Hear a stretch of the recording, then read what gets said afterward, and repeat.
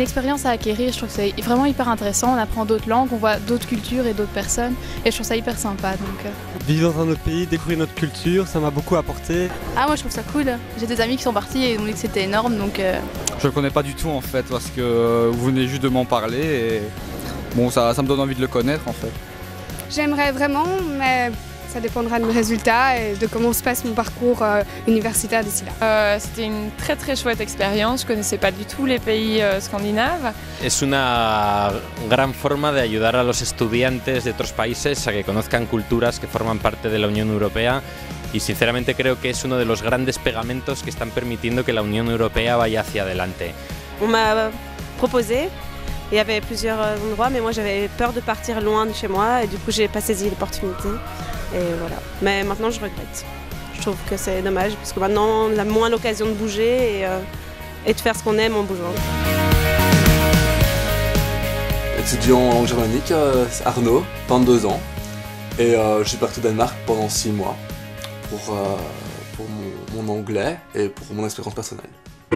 Je me suis dit c'est vraiment un pas vers l'aventure et c'est vraiment une manière de découvrir un pays et se découvrir soi-même aussi, vu que c'est une expérience quand même personnelle.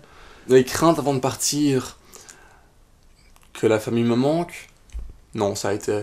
J'avais peur d'avoir le mal du pays en fait.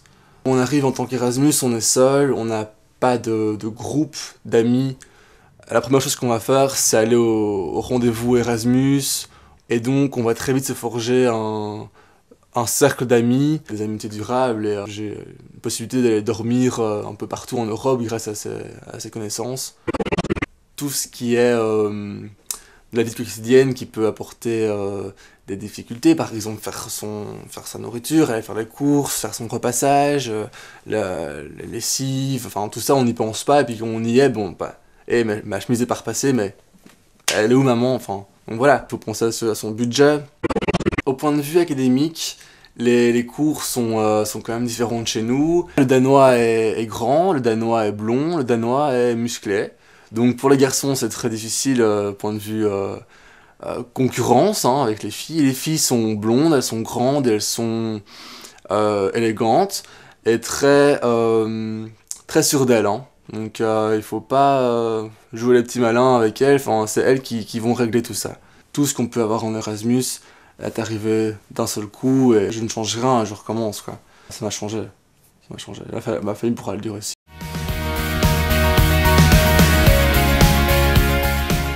Gundayen. Ça s'écrit Godendayen mais on prononce Gundayen. J'ai fait mes études aux Beaux-Arts de Bruxelles et j'avais une option bande dessinée. Et j'ai choisi de partir en Islande faire un Erasmus. Je me suis dit que c'était peut-être une des dernières occasions que j'aurais d'habiter quelque part aussi facile, de manière aussi confortable parce que c'est quand même... Il y a un cadre, quoi. On s'occupe de nous hein, quand on est Erasmus, donc voilà, et je me suis dit qu'il fallait le faire, quoi. Qu'il fallait prendre le risque de le faire et qu'au pire je pouvais rentrer. Quoi.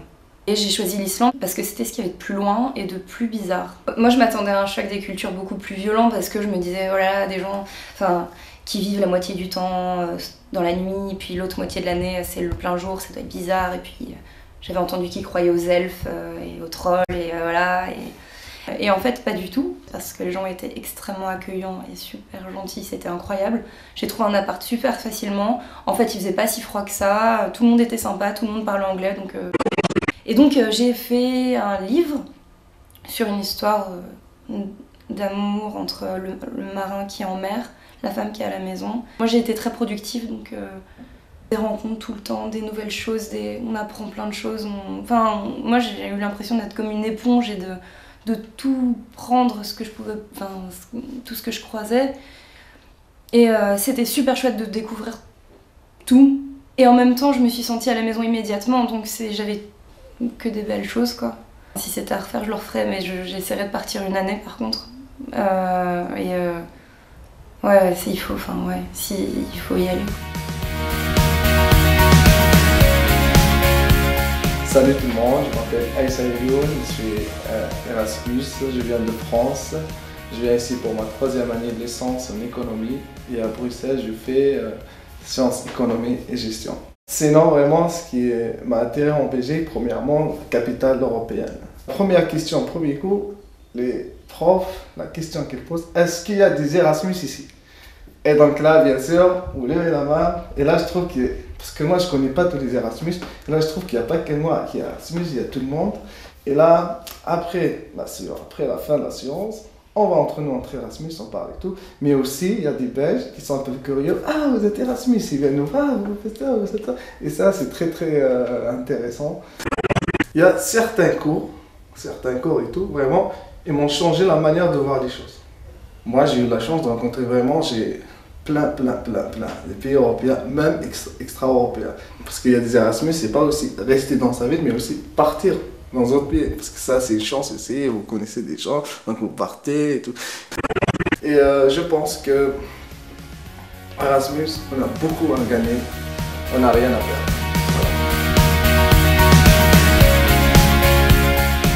Je m'appelle Déborah, j'ai 21 ans, j'ai fait des études de tourisme et dans le cadre donc de mes études, on est obligé d'effectuer un stage pour notre mémoire en dernière année, en troisième année. Donc on nous a expliqué qu'on avait le choix de partir à l'étranger ou alors de rester en Belgique. Et j'ai choisi Madrid comme destination. C'était dans une agence de voyage dans le département DMC, Destination Management Company. Fort livré à moi-même au début. Et puis directement prendre le téléphone, etc. En espagnol, c'était pas très facile, mais bon. J'ai pu avoir plusieurs projets, c'est-à-dire que je devais organiser des voyages principalement pour des entreprises étrangères. J'aime beaucoup leur façon de penser, ils sont très ouverts, même si on a tendance à dire qu'à Madrid, c'est la grande ville, donc les gens sont un petit peu plus renfermés. C'était pas du tout le cas, je trouvais que les gens étaient vraiment adorables, ouverts. Non, c'était chouette en fait de découvrir une autre culture, je la voyais pas comme ça. C'est vraiment très enrichissant. Ça apporte un plus aussi à sa carrière professionnelle. Ça montre aussi qu'on est débrouillard, je trouve. Je conseillerais vraiment à tous les futurs étudiants qui souhaitent partir à l'étranger de faire cet Erasmus.